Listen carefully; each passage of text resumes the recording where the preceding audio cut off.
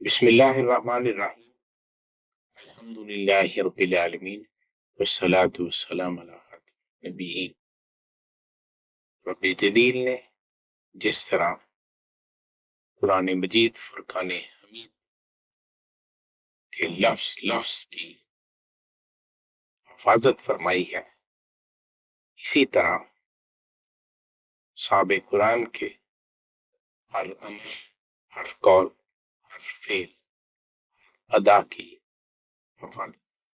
امام بہقی نے سفینہ رضی اللہ عنہ سے روایت کیا ہے، وہ فرماتے ہیں کہ ایک سفر میں نبی کریم صلی اللہ علیہ وسلم نبی کریم صلی اللہ علیہ وسلم نے مجھ سے فرمایا تم ہمارے سفینہ ہو، یعنی تم ہماری کشتی ہو۔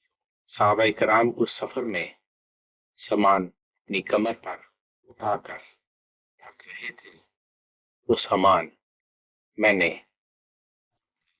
کمر پر لاد لیا اور میں نبی کریم صلی اللہ علیہ وسلم کے ساتھ چلتا رہا۔